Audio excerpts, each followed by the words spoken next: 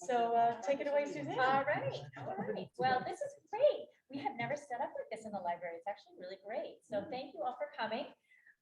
Welcome to our event called A Community Conversation.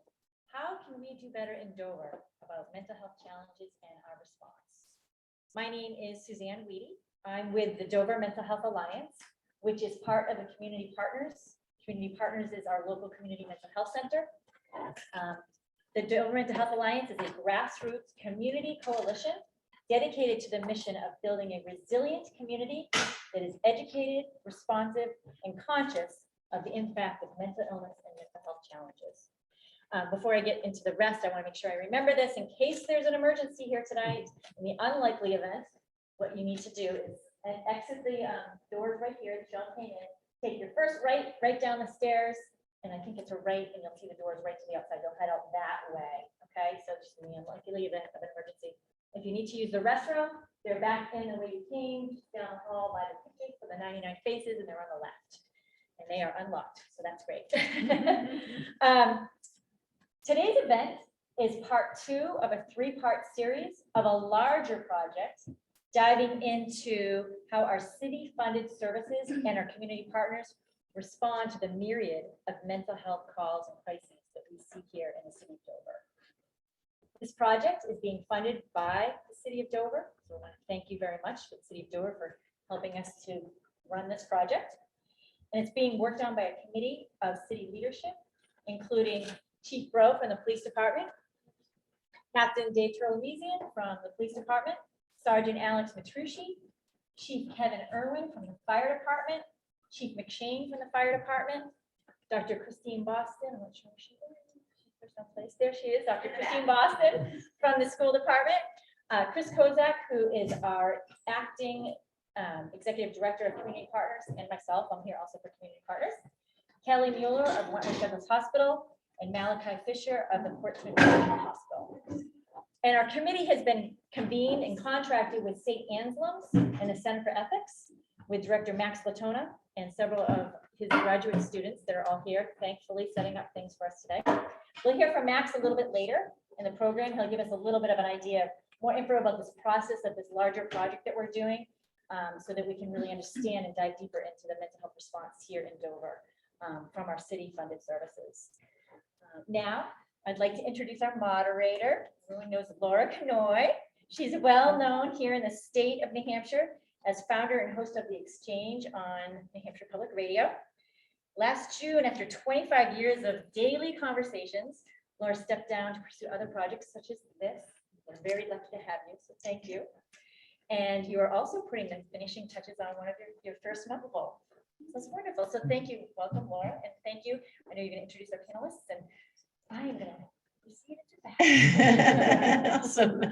Thank you, Suzanne. And please do lower your cell phones. That's something that I often forget to do. And I was telling the team here earlier that I forgot to do that at an event that I was hosting 2 weeks ago, and my phone went off not once, but twice.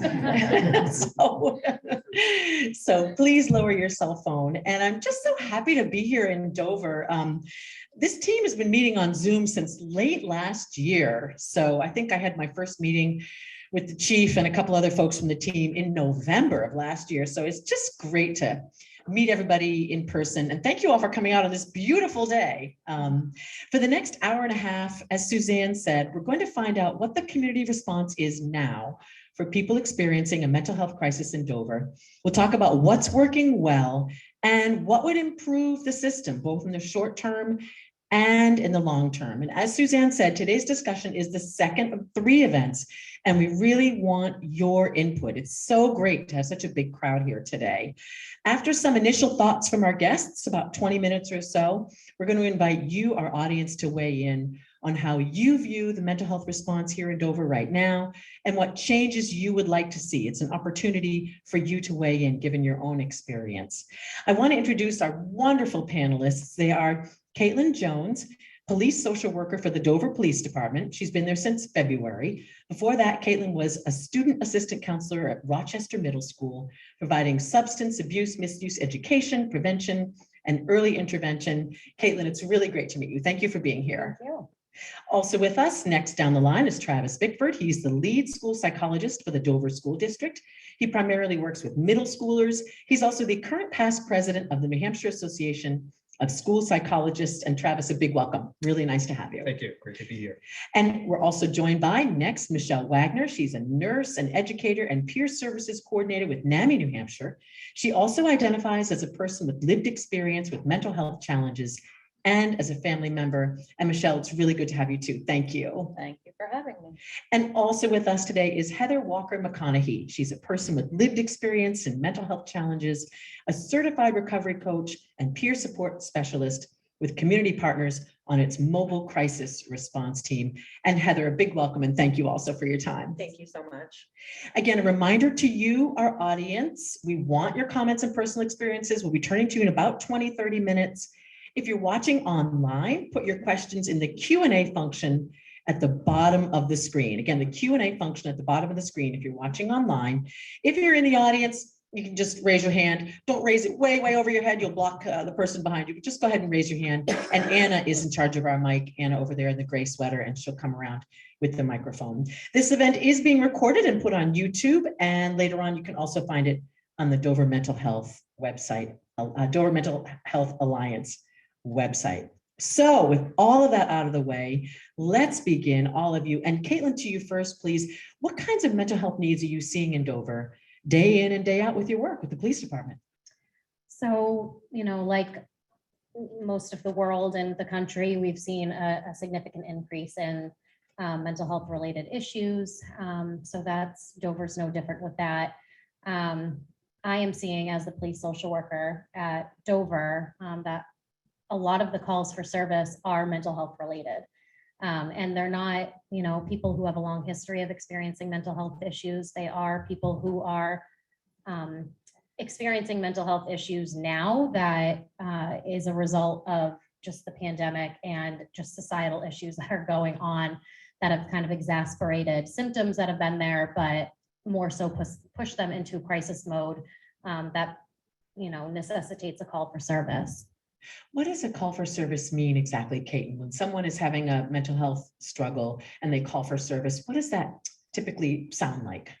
So if somebody's having a mental health crisis, unfortunately, due to maybe a lack of other resources, their go-to is to call 911 or to call dispatch, and an officer will then respond to that call. And then you come on the scene with them sometimes, is that right?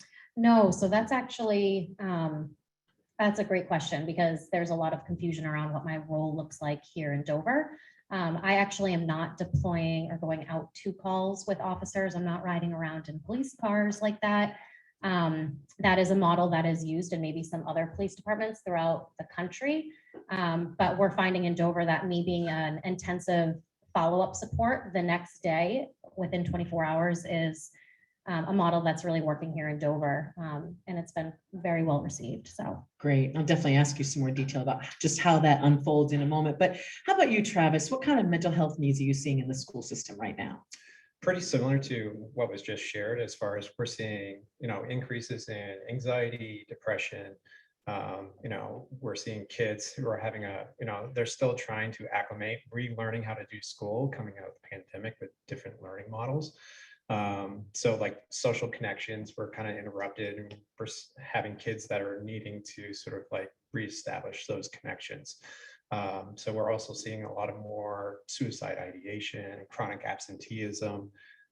So our school-based mental health practitioners are seeing increases in sort of like students and families looking for access points. So when I talk about like school-based mental health practitioners, I'm thinking about school counselors, our school nurses, social workers, school psychologists. In the first event we did back in April, Christine Boston mentioned that it isn't, just the older kids, it's going down to even the youngest levels. Can you describe a little bit what you're seeing there, Travis? So I work primarily in the middle school building here in the district, but what we're seeing is more referrals through our like special education process or 504 accommodations, sort of like support plans. So staff are having to respond that where we have like sort of limited capacity to match the level of need right now. So Oh, wow. it's overwhelming the system in a sense, because people are just looking for access points.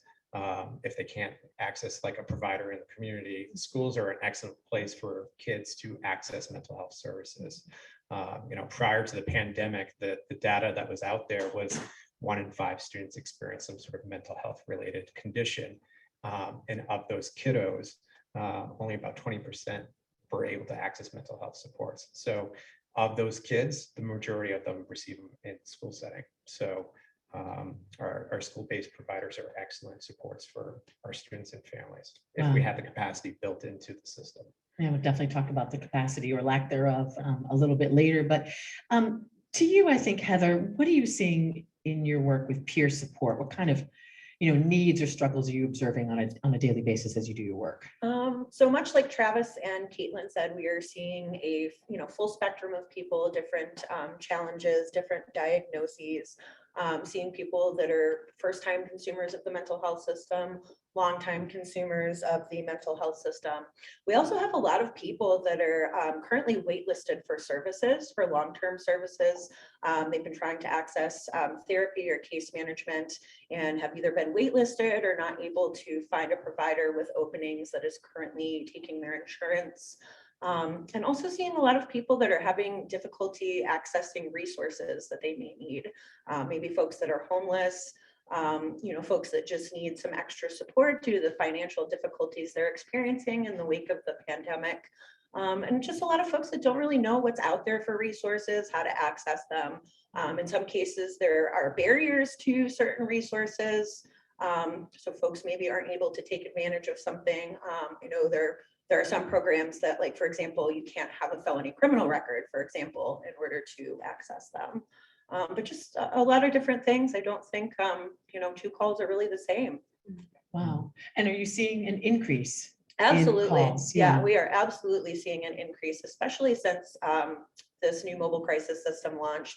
Now that the word's getting out a little bit, and we've been able to work with some of our community partners and kind of get our name out there and have them experience what it's like to be able to access that resource. We are definitely getting a lot busier. Yeah, which is a good thing. It is a good thing. Absolutely. It's another option for people. Okay, I'm definitely going to ask you more about mobile crisis because it's really interesting. But Michelle, I don't want to forget you. Based on your own lived experience with the mental health system in the Seacoast area, including Dover, what's your view of the mental health needs of this community right now, Michelle? So I think changing the conversation around mental health is what's needed. And I think the Dover Mental Health Alliance is a really good example of doing just that. In the past, we just have been hush hush about mental health. It's been sort of pushed on the back burner. And since the pandemic hit, I hate to say there have been benefits, but this is one of them, that now we're having these conversations. We're recognizing the importance of mental health for all of us, from very young people up to older adults. So shifting the conversation, bringing it out from the closet where it has been, and making it a normal conversation, normalizing the conversation. That's what's needed. That's the biggest thing that you would say is needed. Mm. Yeah. What are the needs that you see? So needs as far as services, what other people Yeah, have said, sure. right? At NAMI New Hampshire, we have an information and resource line, and lots of calls come in from folks, many more calls than we had pre-pandemic. And people can't access services. People are looking to get into counseling for the first time. They call counselors all around. Same thing here in Dover. We have the community mental health system, but for private providers, that's very limited as to openings that people have. We need more of a workforce. We have a workforce shortage. Definitely. Yeah. On my way here from Concord, I saw help wanted, help wanted, help wanted, help wanted. And I know that the field of mental health providers is really extremely short-staffed. And we'll talk in a moment about how peer support can fill in and provide an alternative for folks. But I did want to ask you, Kaitlin, the other guests have talked about how the pandemic has exacerbated mental health challenges, has increased the need. You came into this job, well, in February, so still in the pandemic. What sort of aftermath are you seeing from that now? So just to echo what people have already said, my job is the more resources I have, the more effective my position is. Because I am an intensive case management referral resource within the PD. So coming in after the pandemic with such a high demand and such a limited supply has been challenging. But I will say that with that, there are resources out there. And there are a lot of supports out there. I think a key piece of my position has been networking, collaborating amongst those resources to help bridge the gap so that all of these supports and resources that we have aren't siloed. Because I'm learning that when people, there's never too many cooks in the kitchen when it comes to mental health support and resources. So the more people can collaborate, I find that that's where I've been a very helpful liaison. Wow. Well, and we're going to talk about the needs again in Dover and get your ideas about what would make the mental health response system better for sure. But before we do, I just want to look at what is working already here in Dover. And I think to you first, Heather, since you're working in peer support and mobile crisis. So for those who don't know how peer support works, just describe how this approach is different and how it's sort of providing, again, another alternative for people. Yeah, absolutely. So sort of the idea behind peer support is that I am somebody who identifies as having lived experience with mental health and substance use disorder. Sometimes it's a little easier to talk to somebody that has gone through some of those same things that you have. Additionally, I would say that the relationship with a peer support specialist is going to be a little bit different than like a therapist or your traditional provider. Peer support is very big with mutuality, and that is sort of the idea that both people can benefit from having this relationship. And so that just kind of allows a little bit more power sharing. And in addition to the power sharing, I would say that it also allows people to contribute to the relationship. I know in the past when I've been involved in the mental health system, it always feels like I'm going to somebody to receive a service, right? I'm always on the receiving end of that. That person's not really sharing anything about their life with me. And it just sort of feels like you're a problem to be fixed sometimes, and like you don't have anything to contribute. And so being able to have that relationship go both ways can be very empowering for folks. So in terms of the mobile crisis unit, how does that work, Heather? Does someone call the police department and then they send the mobile crisis unit, or how does that? So the mobile happen? crisis system works. There is a statewide access point number that anybody in New Hampshire can call. It's toll free. And when they call that, there's an agency that answers those calls. They're staffed with peers and clinicians. They'll kind of talk to the person about what's going on for them, what the reason of the call is, and kind of figure out together what support that person needs in the moment. Sometimes that's just that they need that person to talk to them and that call is resolved without any further intervention. And for the calls that can't be resolved without any further intervention, there are a couple different options. A mobile crisis team, which is usually a clinician and a peer, can be dispatched to the person's home, to their location, to provide some in the moment support. And then for folks that maybe aren't comfy with that, we do also have rapid access appointments. So we're able to get folks into CS within 24 to 48 hours of the initial call that they make to the access point. Wow. So if I asked you, like, what's working well in Dover right now, would it be the mobile crisis unit and the peer support? Yeah, absolutely. The mobile crisis unit and peer support in general. There are a lot of like local peer support agencies that are just kind of like a beacon of light in the darkness. And just the fact that peer support is expanding in New Hampshire in general, it's another option for folks. What's the staffing like? Staffing is definitely rough. Yeah, like Michelle said, we have a workforce problem. And so that's definitely been a challenge. We do have a really great team of peers, particularly at Community Partners though. And it's been really awesome working with them. Michelle, how about you? What's your experience? And given your experience, what would you say is working well in Dover? And then we can talk about, what's needed. So from a personal experience, I have a family member who receives services at Community Partners. And over the years, their services have improved in my estimation. In fact, he was able to get reconnected back into the community. He was really symptomatic when he first came through the doors at Community Partners. They have a supported employment program that got him back out into the community. He actually got a volunteer job at City Hall. And this usually makes me teary. I'll try not to cry. That's okay. Those women, I credit them with saving his life and really bringing him back. And he still volunteers once a week with them. He now has a part-time job. So Community Partners is doing a great job. And I would also herald the Dover PD. We've had a wonderful experience with Dover PD. In fact, the same son had called me earlier this year. He was having a situation with a person who lives next door who also has some mental health challenges. And this was in the wee hours. So he said he was afraid. And so I encouraged him to call Dover PD. And there was an officer there who fielded the call and was able to bring resolution to that situation. In my work, I work at NAMI, New Hampshire, and we provide crisis intervention team training. So I do one of the workshops for that. And I was sharing about this story during one of the trainings. And that officer was a participant in that training. So I was able to hear his side of the story, which was the same as my son's side of the story. And he was just wonderful. And he brought about just a really positive resolution to that So situation. community partners and crisis trained Yeah. officers, Yeah, which absolutely. I know we'll talk more about. So Travis, how about you? What would you say is going well here in Dover? One thing that I think is really going well is the value of that student-teacher relationship in the classroom. That has a huge impact on a child's success moving throughout their educational career. It's an excellent protective factor regarding their mental health and just their social functioning, their behavioral functioning.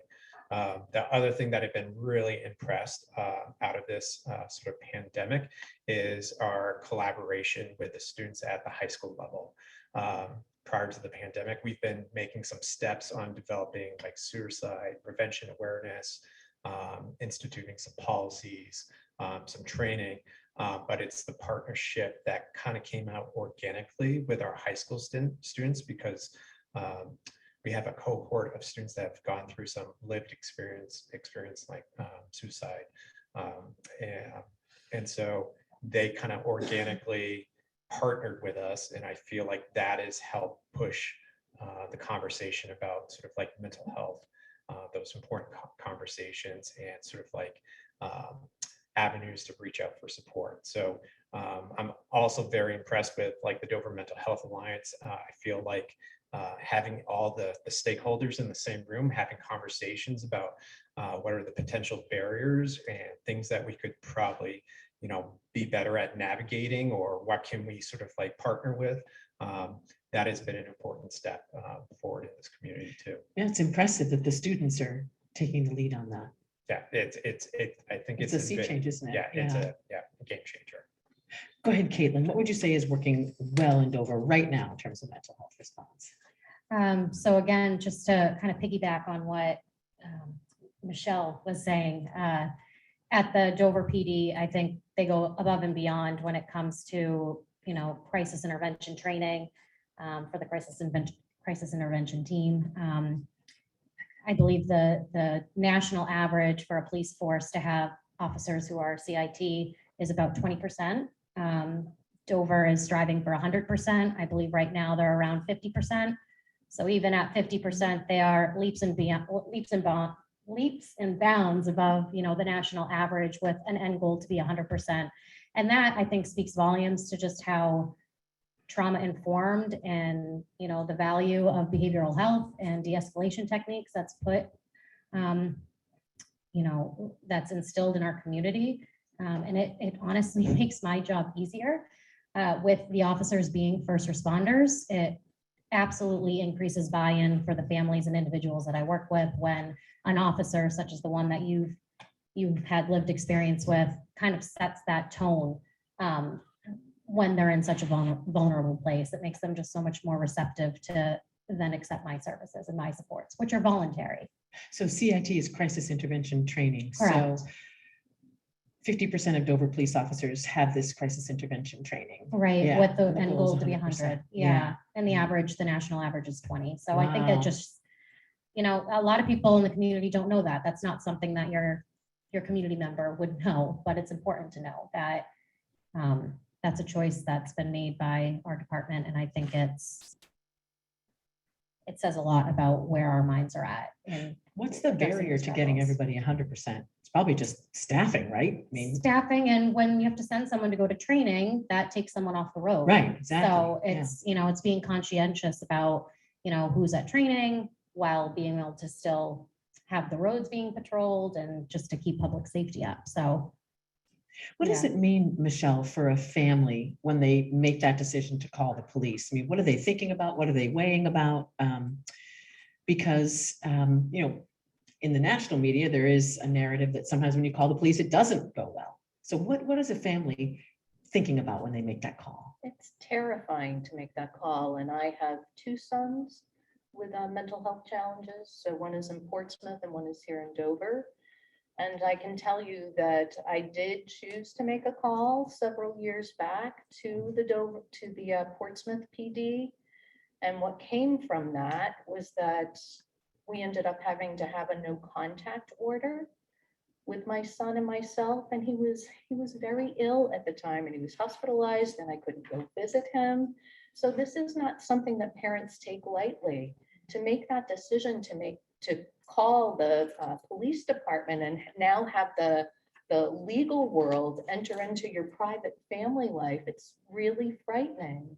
And what can happen is they can end up incarcerated and never get treatment.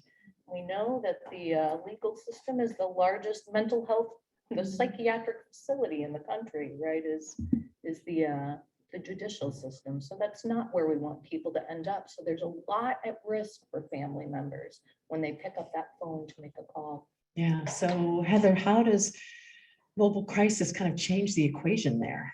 Yeah, so mobile crisis changes this equation by, again, giving folks options.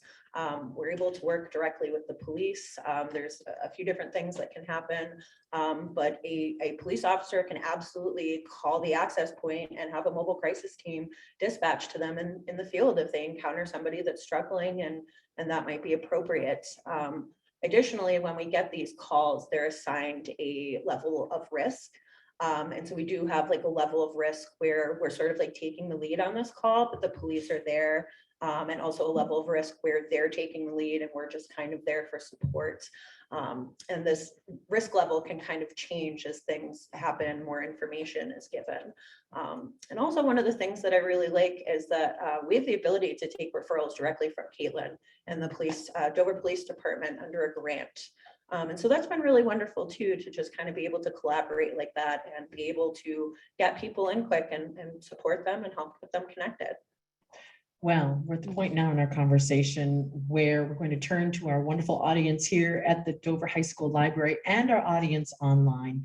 I do want to remind everybody that today's conversation is just the second of 3 examining mental health response here in Dover. So help us understand how Dover might improve its support for people suffering mental health crises. So if you're in the audience here at the Dover Public Library, just raise your hand and we'll bring the mic to you. If you're joining us online, put your comments in the Q&A function at the bottom of the screen. So don't be shy. This is really about hearing from you and your experience with the mental health crisis response system here in Dover. We are talking with Kaitlin Jones, the social worker for the Dover Police Department, also Travis Bickford, lead school psychologist for the Dover School District, Michelle Wagner, an educator and peer services coordinator with NAMI, New Hampshire, and Heather Walker-McConihe, a peer support specialist with community partners, and as she told us, working on its mobile crisis response team. So I'm wondering if we have anybody who wants to break the ice and be the first to ask a question. Anna will come to you with the microphone. So thank you for being here. Why don't you stand up, please, so we can hear you a little bit better. I'm sorry. Yeah, okay, we're a team. I don't really think I need it. Oh, no worries. Go ahead. My name is Pam Lassard, and this is my son, Mike Lassard. And we have together a Facebook page that addresses issues of homelessness in the Tri-City area.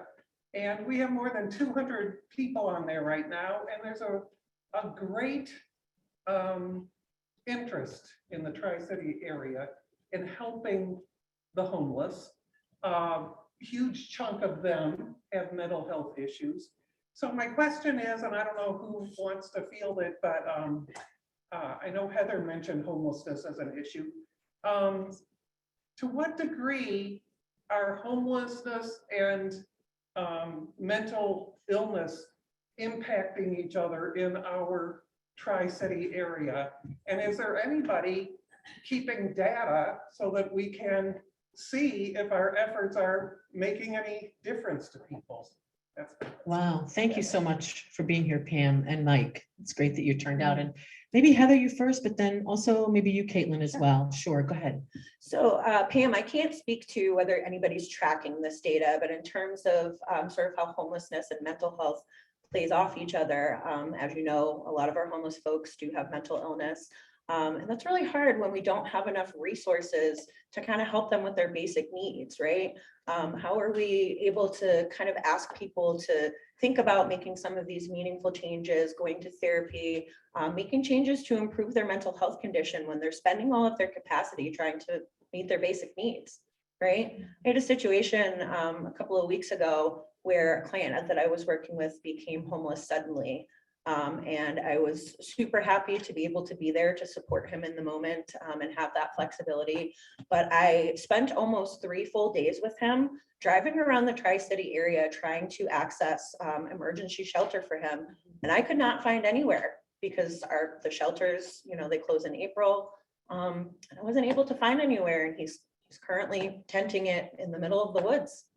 And that's really hard. Wow. Yeah. So the link between homelessness and mental health, if I were to ask you, like, what does Dover and the Tri-City area need? One thing might be more attention to homeless services. Absolutely. More attention to homeless services, getting those basic needs met. I feel like there's a lot of aspects about being homeless that people that don't have that lived experience don't consider. There's always the obvious stuff from, you know, shelter and food, but even little things like just being able to take a shower and do your laundry. There's like no resources for those 2 things. Kaitlin, go ahead. Questions about homelessness services and maybe data. I don't know if you guys are tracking. Yeah. Yeah, go ahead. So Sergeant Matrucci works closely with the unhoused population as well as our POP officer, Collis, and they're going out to different locations where people are tenting, like you mentioned. Offering a new addition to that is me going with them to offer resources directly, bring resources to them. And that's something new that's being done in Dover with me being with the PD, is being able to actually go out to different sites where people are sheltering and having a conversation with them, giving them my direct work cell phone number. But yeah, to answer your question, people who are experiencing housing instability or homelessness typically have untreated mental health issues going on that either occurred or going on long before they experienced housing instability, or that came about because of that housing instability. I can only imagine that that's a traumatic experience. So, and yes, we are tracking data for the individuals that I make contact with personally, who I can help get connected to services. For the most part, they typically are substance use resources, helping people get into treatment or substance related resources, because again, it's experiencing homelessness isn't typically a standalone issue. It's usually a complex situation. And when you're trying to help people out, do you have the same experience that Heather has where you just can't find a place sometimes? Yeah, there's definitely limited resources. The demand is higher than the supply, like I said before, but a big piece of my work since I've started in February has been aggressively trying to build relationships with other resources in the community, so that, you know, like the relationship I've built with community partners, being able to refer individuals directly. I can refer to individuals directly and set up those appointments. That's a huge benefit to this position, as well as the people that I'm serving. And it goes the same for other resources, substance related resources or housing resources. It's having the relationships with the people who work there so that I can nudge people in. Right, because it Yeah. can be overwhelming, Yeah. for sure. Thank you so much again, Pam. And we have someone over here. Anna, can you come over with the mic? Thank you. Again, it's great to see so many people. So we keep talking about not having enough resources. Where do we need the money to come from? Do we need it to come from federal government? Does the state need to kick in more? Does the city need to kick in more? Where's the answer to that? Because this question has been present for so many years. I can't remember in my adult life when this wasn't true. What's got to happen? Yeah, it's a good question. And unfortunately, we don't have any members of the city council here on our panel, but let's see, Travis. Oh, okay. So from the school side, I think when we look at staffing and infrastructure and sort of like building the supports, in particular for mental health initiatives, just trying to build it out of a local budget, there are going to be some challenges there. Just relying on the state, there's going to be challenges. Just funding things out of a grant, those grants eventually sunset. And so like if you have like staffing tied into like a grant or something like that, what do you do to continue that sustainability? So ideally what we would be doing is looking at ways to braid the funding in a way that you incorporate grants and sort of like local support or like federal initiatives or funding and things like that. So like if you lose your grant, there's still other additional revenue streams to keep the initiative going along, if that makes sense. Sure. So I like the way you describe it, braid the funding. Because you're right, sometimes these great programs get started under a federal grant and then the grant goes away and all that wonderful work that the person has been doing is gone. My understanding, Heather, correct me if I'm wrong, is the mobile crisis units are funded from the state. They are, yes. Okay, so if you guys are experiencing staff shortages, that's a state issue. I think that's a workforce issue. Yeah. We definitely, right, we have the positions open, we have the funding for the I see. positions. It's a workforce issue. Okay, that's interesting. And that's an important point. Yeah, Michelle, go ahead. There are 395 unfilled positions within the community mental health system across the state. 86% of those are clinical or client-facing positions. So it's a real issue, the workforce shortage. So in the community mental health system, correct me again if I'm wrong, that's also funded with state dollars. Right. So it isn't like the positions aren't funded, it's just there aren't people, there aren't bodies to fill those positions. Right. And why do you suppose that is, Michelle? Are people just not going into this field, or is it reflective of the broader labor shortage that we see, around the state? I think people are not going into the field. I think the pay has not been adequate. I think stigma gets in the way. I don't think, there isn't a whole lot of praise you're going to get for going into mental health in the general population. There are more glamorous positions that people would choose to do. It's hard work. The burnout rate is very high, and they're not adequately supported in that work financially and sometimes otherwise.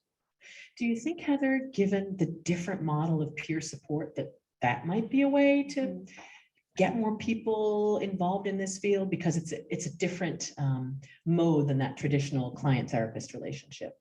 Yeah, it is. And honestly, with peer support, it doesn't have to be like such a formal situation, right? Everybody has lived experience.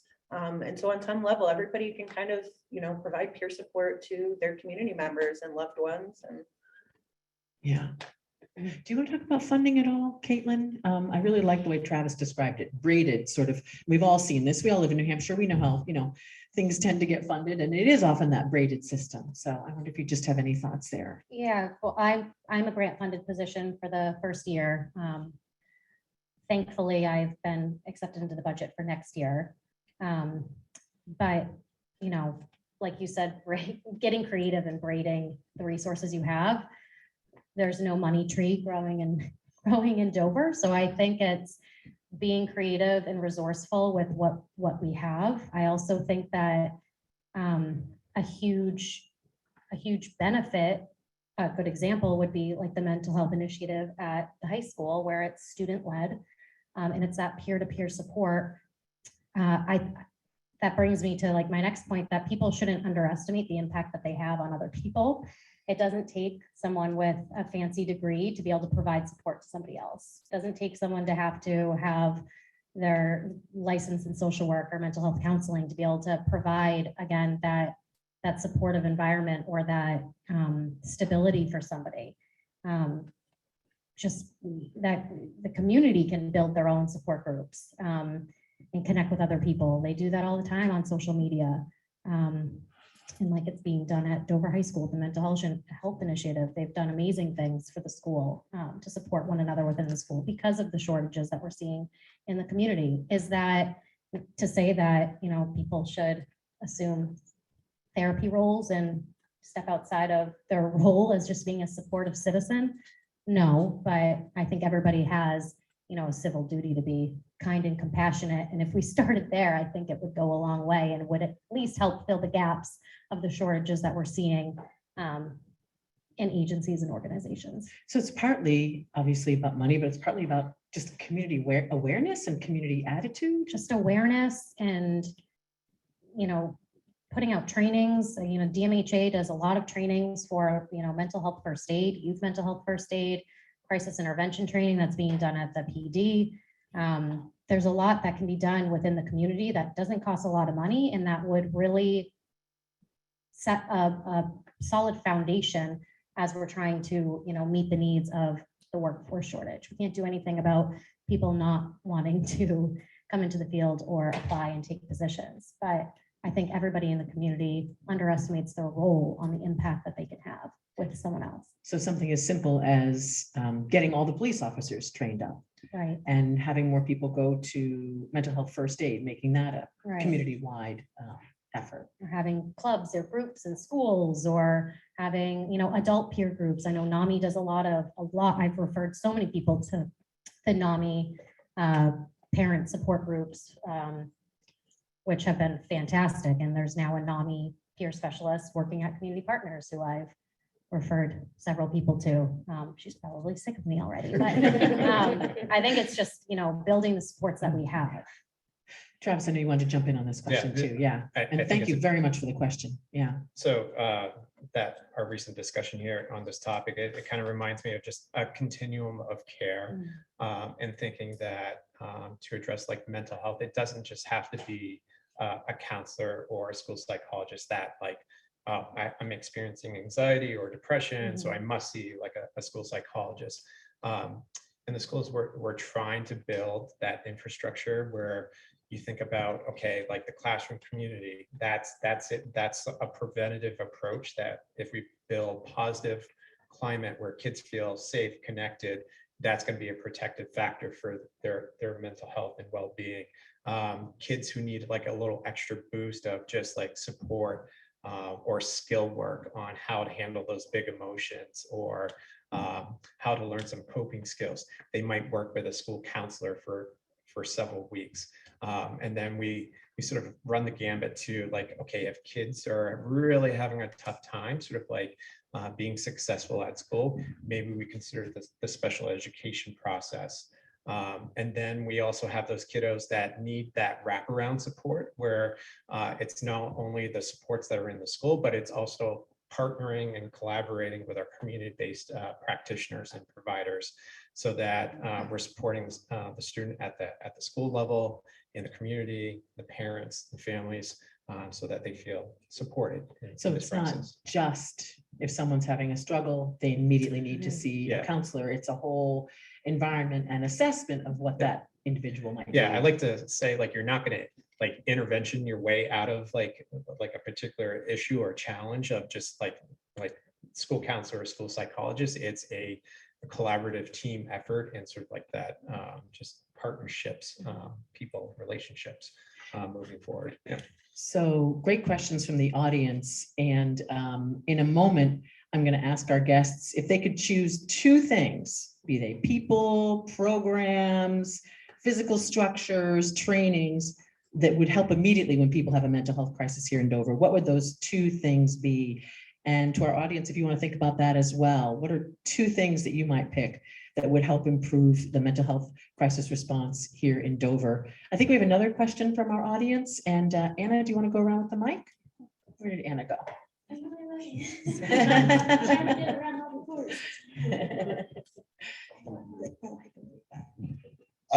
My name is, as you already heard, Michael Lazard, Pam's son.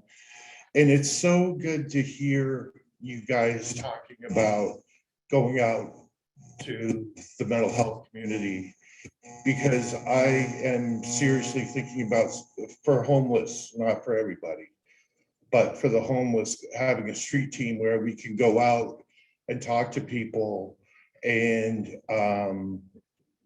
to be that first tier of support.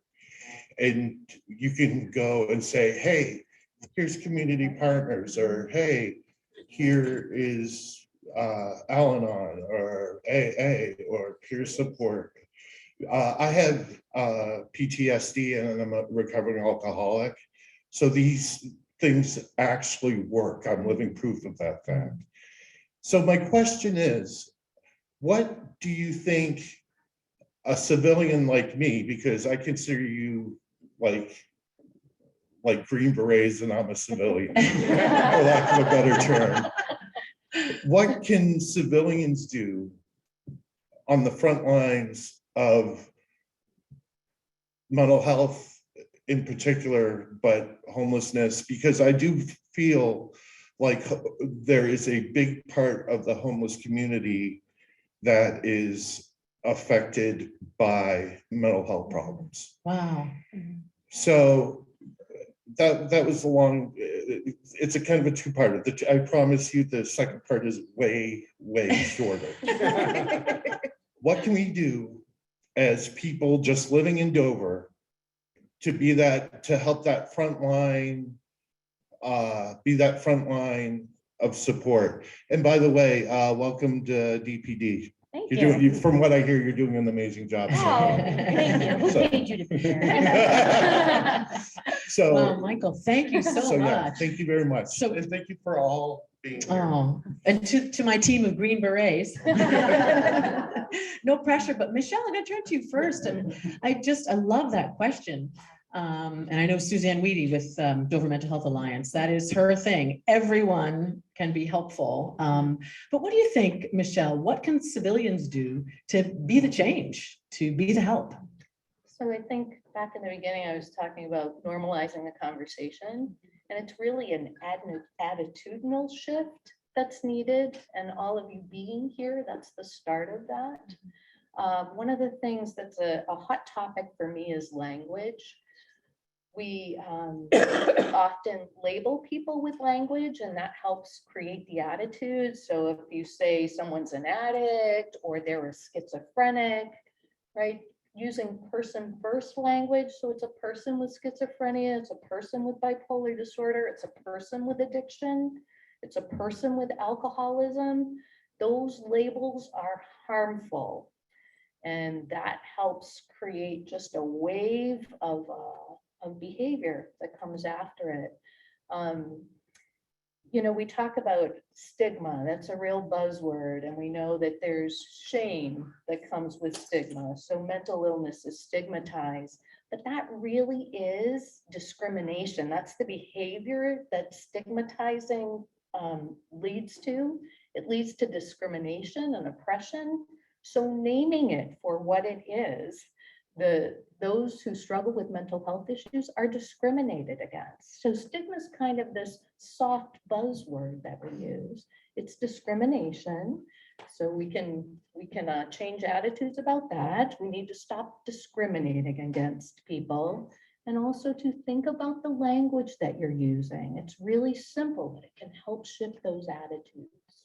What do you think, Heather? How can regular folk be part of the solution? Yeah, so I'm definitely going to echo off Michelle with the stigma, but I would just say being kind, right? Approaching people with an open mind, working to build that relationship.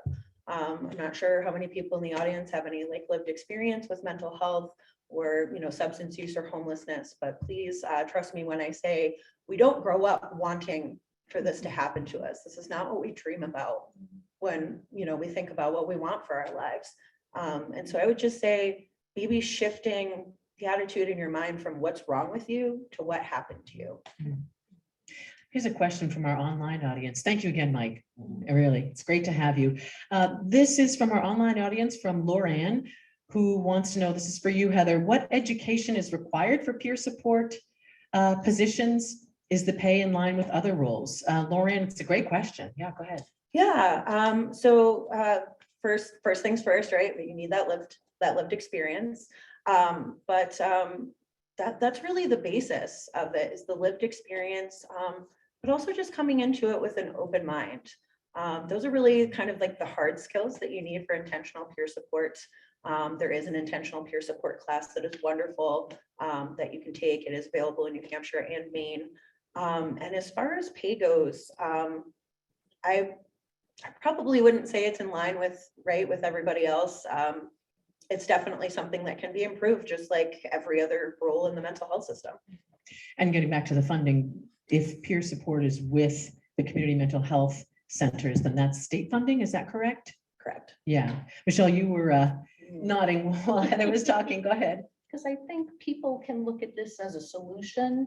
Oh, we'll bring peers in and then we can pay them less, right? So funding wise, this will be so much more fiscally prudent to bring in peers. And that is unethical. So rather than academic education, these folks have lived experience, really dramatic and intense lived experience that they bring to this role.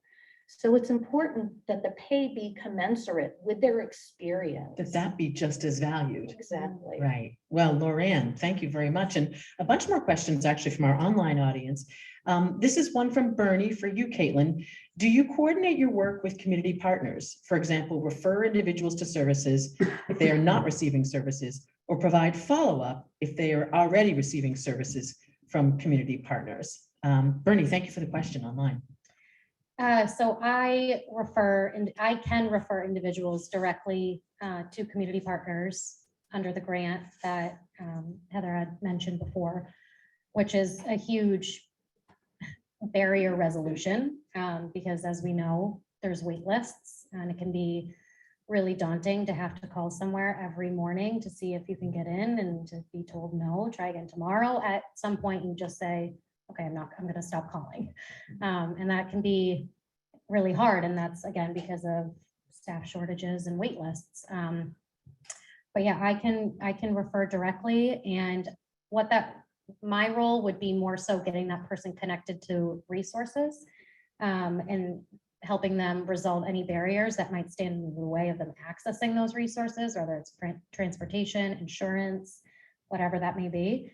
And then the idea is that those resources or those services or those case managers under those roofs then take over the case management piece.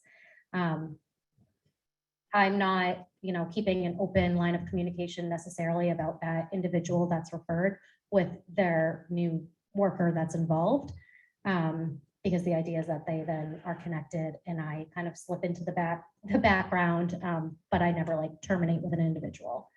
I have another question for you, but first I want to go to one more online question, and this is for you, Travis. This person asks, are you experiencing that some kids are aware of resources, but are experiencing barriers at home? If yes, what are those barriers that you are seeing professionally among both youth and adult? And thank you to that person for asking that question in our online audience. That's a very good question. And I think some of the challenges or barriers that we may see is that just sort of like the kid is ready to participate in that sort of like service or that support at school, and that continuation needs to happen out in the community, just that warm handoff and that continuation.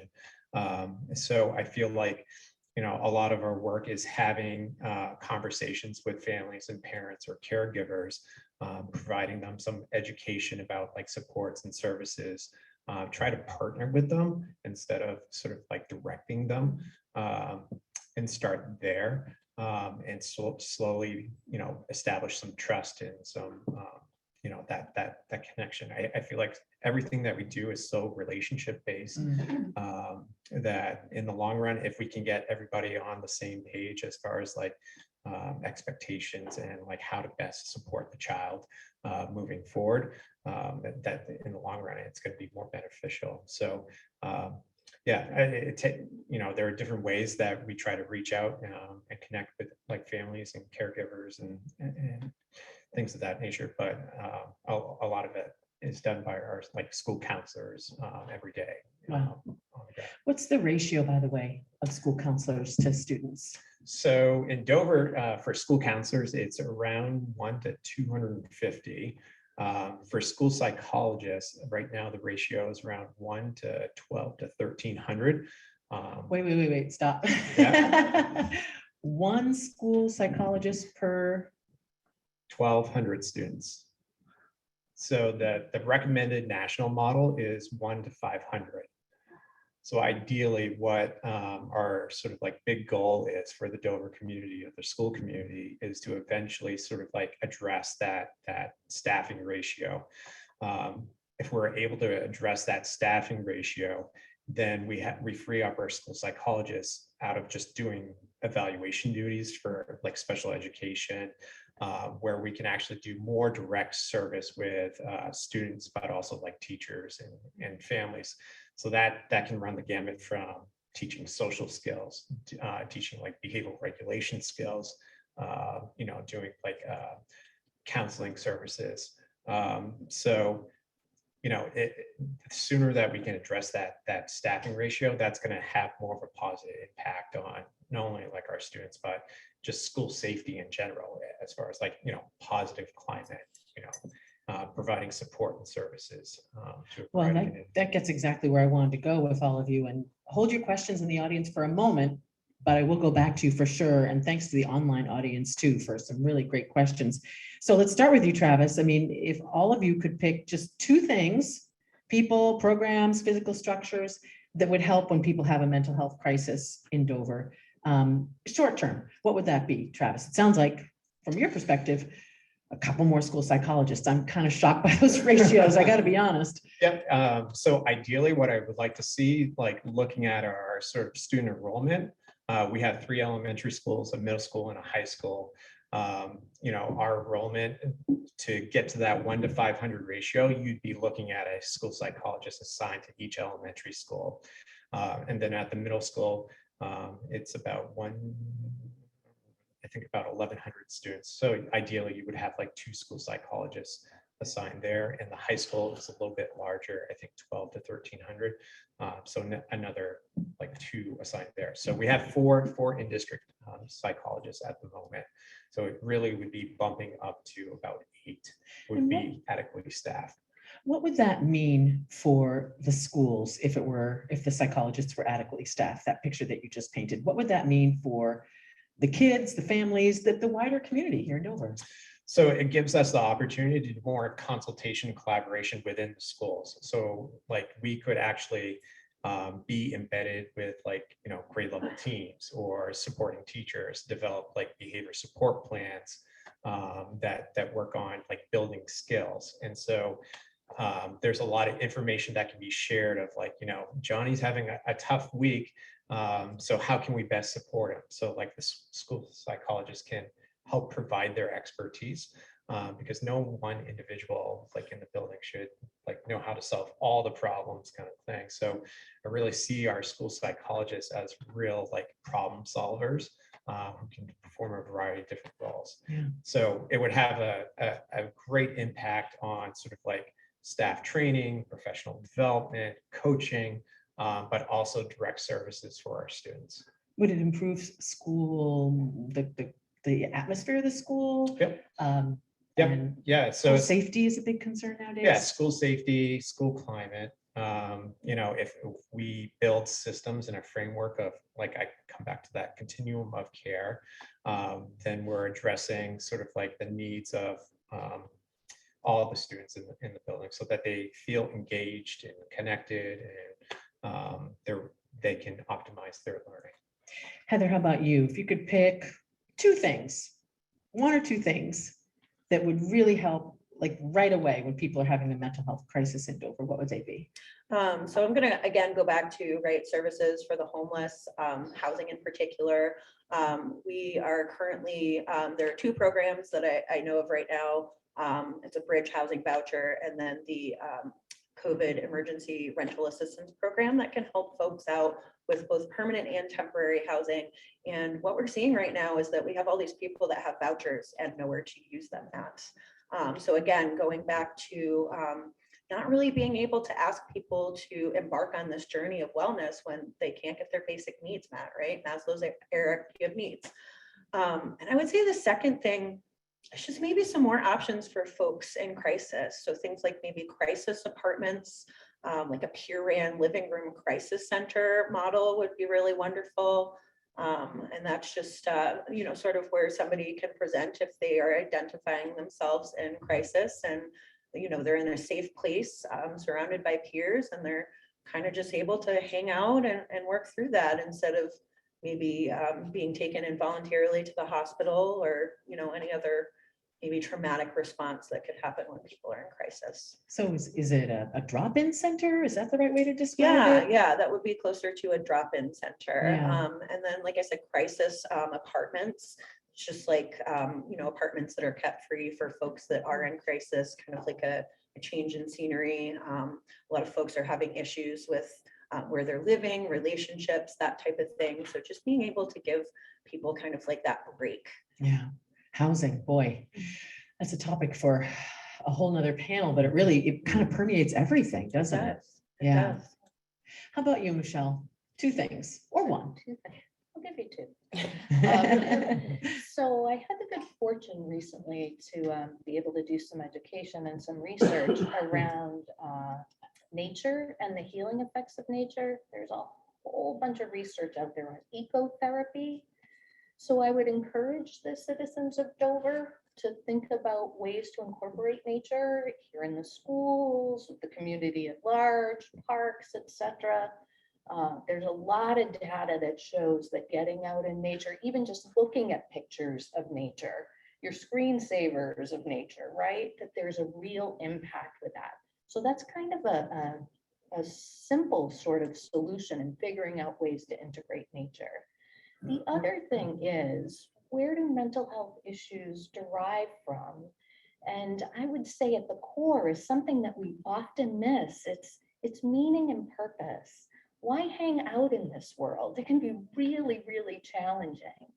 So to start having that conversation around meaning and purpose, for some people it's religion, for some people it's spirituality, for other people it's getting out in nature or having goals, but to get back to that sort of central theme of what brings meaning and purpose to people. So keep that as part of the conversation, nature and meaning and purpose. Well, we'll probably get back to that, but Kaitlin, if you could pick one or two things that would make an immediate impact right now, what would they be? Well, two things that we are actually working on doing at the police department are two programs that I'm helping to develop and launch, one being the ACERT program. So that's an adverse childhood experience response team. We're working with Manchester PD and Amoskeag Health to adopt that program. It's a trademarked program. So in order for us to do it with fidelity, there's a lot of training that we'll be doing at the PD. We have officers getting ACERT trained at the end of June to participate in that deployment team. So that will be a team that I will be going to houses, going to homes and deploying for. That adverse childhood experience response team will look like a team of 3, myself, a police officer who's ACERT trained, and then a core community agency, which we have thankfully 4 volunteer agencies that were thrilled by this and hopped on board: community partners, Haven, Waypoint, and Seacoast Community Health, Greater Seacoast Community Health. So that's going to be great because that'll be us deploying to homes in real time for families who are experiencing mental health related crises, domestics, things like that, where we can provide direct services. And again, it's not a clinical service. It's an intensive referral service. So that's happening now. That short-term goal is to launch in September. Oh, So we're okay. building it over the summer and doing everything we need in order to be able to run ACERT and call it ACERT, because like I said, it's a trademarked program. But that short-term goal would be to launch in September. And then the second goal would be to launch a program called the Just in Case program. And that will be, there's much more to come on that, but I'm working on that now with Sergeant Matrucci, which will be a resource for anybody in the community who has a loved one or, someone they're a caretaker for, who's experiencing a mental health condition or a physical condition, but largely a mental health condition, that they want to basically just put on like the PD's radar, that if this person is experiencing a crisis and you are called for service, these are their triggers. These are things that, you should say, that you shouldn't say. This helps, this doesn't help. If there's someone who often elopes, this is a place that they may frequent.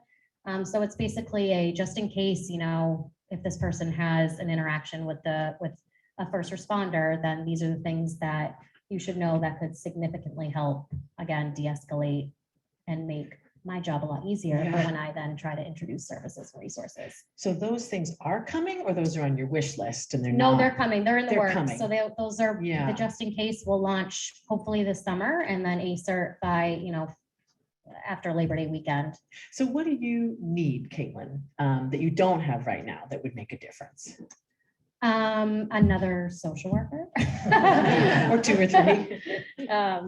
Yeah. What does that mean? I'm just interested in like, what aren't you able to do now because there's only one of you?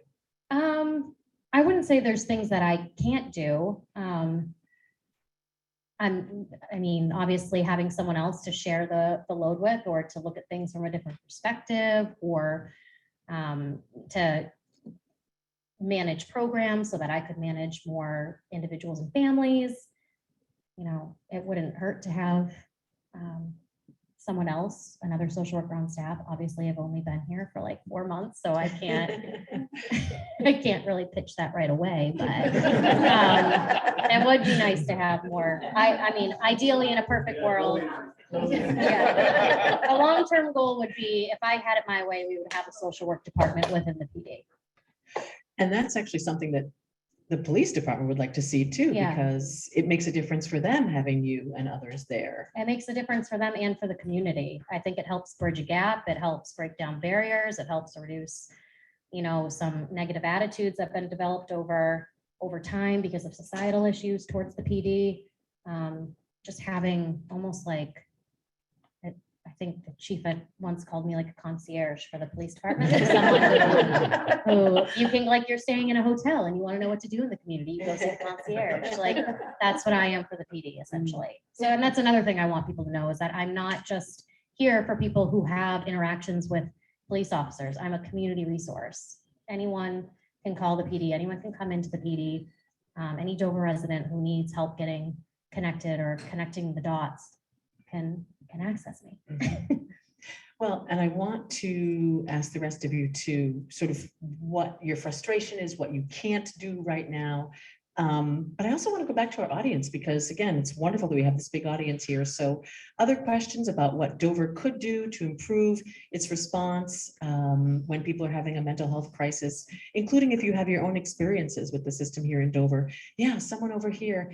Go ahead, Ann. I'm going to have her bring it just in case, because we're also online, and I want the online people to be able to hear you as well. Thank you very much for coming out. Okay, great, no problem. So we've talked a lot about crisis, and I know that's a large part of the conversation, but it was briefly talked about earlier. I would really like to hear more about how do we help people keep from getting into crisis, and how do we start to stop maxing out our third level of support, which are our clinicians, and what can we do, as what Mike asked earlier, as citizens, to again, what can we do to offer support to help keep people from getting into crisis and to reduce some of the burden on the top tier of the system? Oh, that's a great question. Thank you, Michelle. Keeping people from getting to that crisis point. Thank you so much. Yeah, and so in my work at NAMI, New Hampshire, as Kaitlin had shared earlier, we have lots of support groups, we have educational programs, we hold the state's largest mental health event to draw awareness to mental health, which is our walk in October.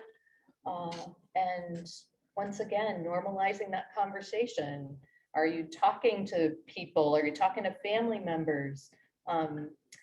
Earlier, we were talking about kids not getting the help that they need. And oftentimes it's because families say, not in this family, right? That's not our issue. So once again, it's normalizing that conversation in whatever creative ways we can do that, whether it's posters or meetings or whatever, but to really normalize that conversation. I know in my own personal experience, my oldest son has experienced psychosis, and normalizing that conversation about people hearing voices or having hallucinations. We know that 3 people in 100 are going to experience psychosis at some point in their lives. Doesn't mean everyone's going to develop a mental health condition, but you get COVID, you could end up experiencing psychosis. So once again, having these conversations, normalizing it, so that when kids are starting to feel out of sorts, they can go to their parents or go to another family member or a friend and talk about this, because that's the only way it's going to shift. It's through telling our own stories and normalizing that conversation. I wish I had something bigger and better. That's okay, and I'll ask the other panelists too, but I wonder, all of you have talked about raising awareness. I know stigma, you don't like that word, and I completely understand why. Destigmatizing. How do you go about doing that, Michelle, on a community-wide basis? Are there trainings? Are there, I don't know, public awareness campaigns? Are there things that are specific and concrete? Yeah, and we are working on that. This project that I support at NAMI New Hampshire, which is a first episode psychosis, early serious mental illness initiative. One of the things we've been slated with is having an anti-stigma campaign. So we do have a website, 603stories.org. There's a podcast on that and some stories. There also is a fabulous program for students called Magnify Voices, where it's an expressive arts contest where they've been able to share their mental health journeys. So yeah, just some ways to educate the public about it so that it's out there and it's a normal thing to talk about it. What do you think, Heather? I'm gonna, again, I find myself echoing you the entire day, but again, yeah, normalizing that conversation. I feel like mental health challenges, substance use challenges are some of the only, I guess, diseases, for lack of a better word, that people attach morality to. And it's not about whether you're a good or bad person. These struggles are like any other struggle that you might have, with your heart. It's like any other medical condition. So yeah, I would say that it definitely, starts with the community and having these conversations and just being able to reduce that label of otherness people feel. What could this community do to respond to the second part of her question, which was to stop a problem from becoming a crisis? What do you think, Heather? Honestly, I think that we need more resources at that lower level, right? I see this all the time with mobile crisis. We're only supposed to follow our folks for 30 days. And, that's well and good. It's supposed to be a short-term program. What happens when we're gone and they don't have that support anymore? And then they're reverting right back to crisis.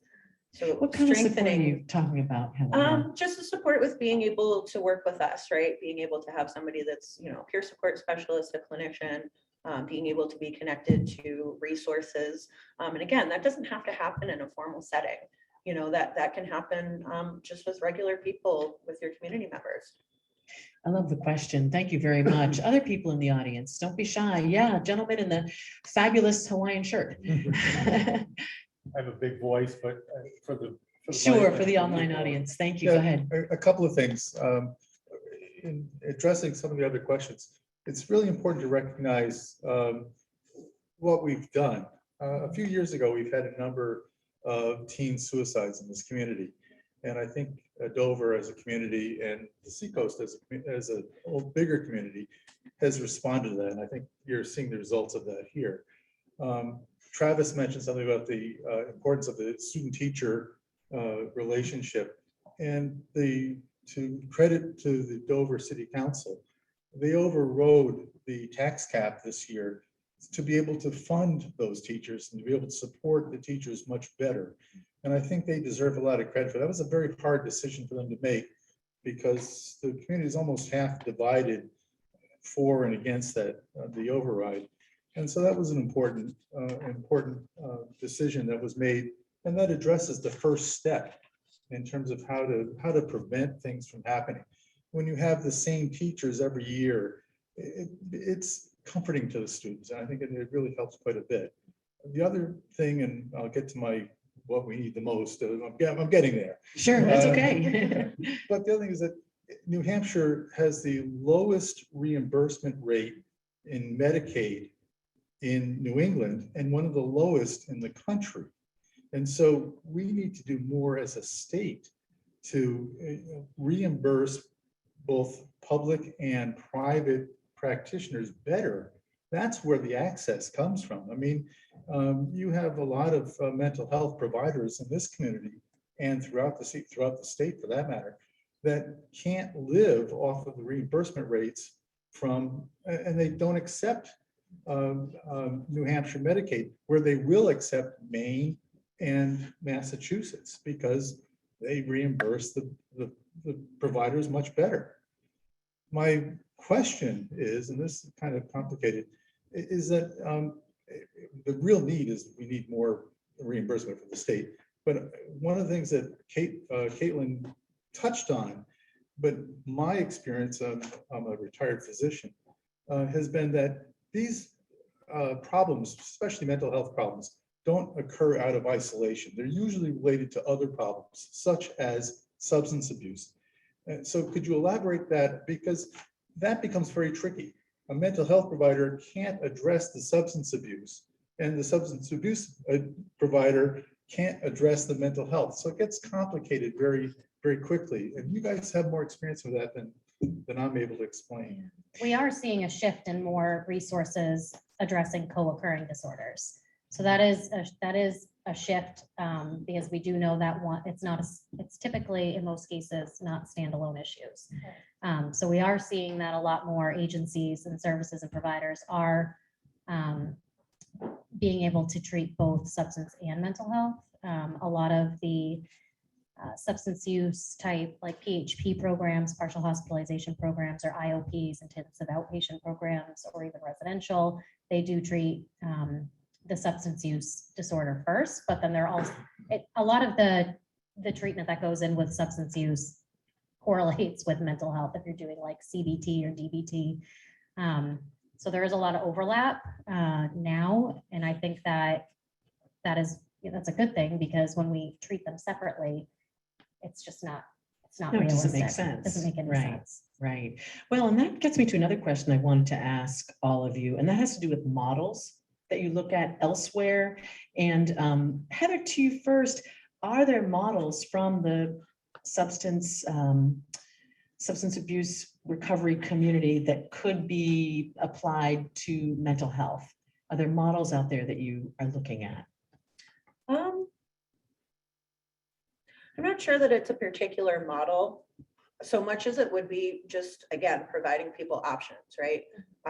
Mental health and substance use treatment should not be a one size fits all kind of deal, right? We're all going to be different people. What works for us is going to be different.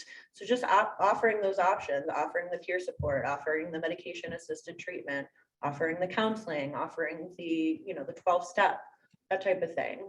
Just kind of, so if anything, I would say integrating all of the different models together would probably. Instead of looking at one. Yeah, instead of particular looking at model. one in particular. Well, and you told me that you used to work in Maine. Are there any practices or models from Maine that Dover might look at? Yeah, so I used to work at Greater Portland Health in Portland. They're a federally qualified health center. They probably have the biggest healthcare for the homeless program. And they're able to offer wraparound care that's very low barrier. It's all in one place. So these folks can come they can get their counseling, they can get their medication management, they can get their primary care visits, they can get their peer support, they can do their drug tests, they can do all of those things in one place. And it's very low barrier. They have grants for people that don't have insurance. They accept all private insurance, all Medicaid, that type of thing. And New Hampshire doesn't have that, that type of system, right? Because of the, when you get mental health services, you have to stick with your community agency. Yes. Whether or not you're moving around. or Yes, not. it's very siloed by area. Maine is not like that. They don't have the community mental health system.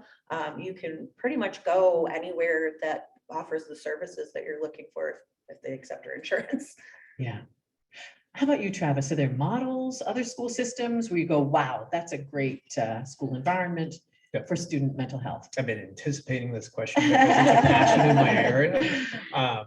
So like, you know, families who've gone through the special education process, I think there can be some frustrations of how long that process can take, as far as like when you go through referral, evaluation, and let's say we find a student eligible for individualized education plan, that can take over 100 days to go through that That's a long process. time. So it's not, it doesn't address that issue of prevention or that immediate response. So the model that I've really am hopeful for in our district is going to start moving forward with planning the implementation of this is a model called multi-tiered systems of support. Just rolls off the tongue. It's MTSS.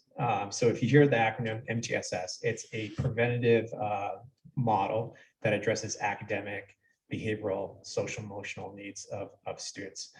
So the concept of it is give students what they need when they need it. So you're not waiting for that, like use the analogy, like deferred maintenance on that leaky roof kind of thing. So Who's doing that? Are there districts here in New Hampshire or elsewhere that are doing it? that you yeah, looked so at? yep. So New Hampshire, they have some technical assistance on the mental health side. It's called MTSSB. The B is for behavioral health. The model that we're particularly interested in is the Boston Public Schools have a great model that they've sort of put together over the years. They've kind of been the pioneers where they have those tiered or that continuum of supports and services at the academic, social skills, behavioral level. But they also have partnerships with like local community providers, university training programs, hospitals. So it's building that continuum of care with different access points, like what's good for everyone. What are that secondary tier where you need like a little boost to sort of like get back up. And then that sort of like ongoing support and care that's more intensified, that you're going to need like a really good sort of comprehensive team to support the student moving forward. So what would you say, Travis, to someone who's hearing you talk and go, well, hang on. Schools are schools. They're not, you know, social service providers. They're not mental health providers. They're not behavioral organizations. Do you know what I'm Yeah. saying? It's an excellent question because like sometimes we'll hear like, just focus on reading, writing, and math. And that's the job of schools. But what I think you know, the community members need to realize is if we have kids who are like dysregulated, have trouble handling stress, adversity, they're not available for learning. So you could have an awesome math lesson, an awesome sort of like, you know, science experiment. But if a child's having trouble sort of like managing those big emotions, or, you know, they need some social skill development to collaborate in a small group or something like that, they're not going to make that progress that we want to see. So I think like you pull on the lever of academics, it's going to help like kids feel sort of like successful and connected. You sort of push on that lever on the social skills side, the behavioral well-being side. It's going to help kids be academically engaged. So I see them sort of going hand in hand with one another. So it is important to address sort of like both. And creating a positive school environment. Correct. Overall, where everybody feels good and everybody can learn. Models, Kaitlin, I'm sure you've looked at police departments elsewhere in New Hampshire, New England. Whose do you look at and go, wow, that looks great. I wish we could do that. well, there's no one to really look at in New Hampshire. So kudos to Dover Police Department for having the first police social worker under their roof. To my knowledge, there's not another one in New Hampshire. I know that Maine is like Kittery, York area is looking to have someone cover those areas. But one that I do look at is there's a police social worker in Cambridge. Cambridge, Mass has a police social work department. So again, that's kind of where my vision went after consulting with someone from their PD. But yeah, so it would be to grow the program, grow it into something where we have a few social workers, maybe some interns. Right. Yeah, but Partnering one with- thing that I am yeah. excited about is hearing Travis speak about MTSSB or MTSS, NOBI, would be, you know, with our ACERT program that we're looking to launch in. That's the adverse childhood experience. Yeah, adverse childhood experience response team. One hat that I will wear in that program would be to collaborate with the schools. So when we do deploy to a home where a traumatic event or experience is occurring and there's a call for service, and juveniles or youth are not only involved, but maybe in the background absorbing everything that's going on, which is equally as traumatic. My job would then be to figure out where that kid goes to school and then having a contact with the school the next morning where that child goes to speak to a contact person. The idea is that there'll be a contact person at every school that I can call and say, hey, so-and-so had ACERT at their home last night, and not providing any more details, but just that this child had ACERT at the home last night. And that would tell that school member that I have the contact with that person, that kid needs to be checked in with immediately and have support. And that maybe the school can help mitigate some of the Right. trauma that the child might have experienced. And we Right. know a lot more now, right, about how the Right. brain develops, and when you Mhm. have early childhood trauma, you're you know, Right. So if he has his head down in science class, not participating in that excellent science experiment, it's not because he's being oppositional or defiant, it's because he had a horrible night the night Mm, before. mm. And there's a little bit more compassion and empathy that goes along with that. So with hope, that child would have a check-in or someone that they connect with, have a positive peer or a positive adult influence check in with them to help mitigate, you know, that impact. Michelle, to you, either models elsewhere or just what would be your gold standard? Whether you've seen it in place somewhere else for real or just in your best of all possible worlds. So there is a model that's used in early psychosis care. It's called coordinated specialty care. And the element that's really different about it is that families are included. So I think so much of the mental health world, we deal with individuals and we're not looking at the whole system. Kids are born into families or raised by families. And so to just treat the individual, we're missing the mark. So we need to include the families and other significant people in individuals' lives. And you think that doesn't happen very Oh. often in the current system? Yeah. No, it's a grave oversight in our current system. Is some of that due to privacy concerns and HIPAA and so forth? And funding, right? We don't even have enough services for individuals, let alone extending that out to families. So I think shifting the model to include the social circle is important.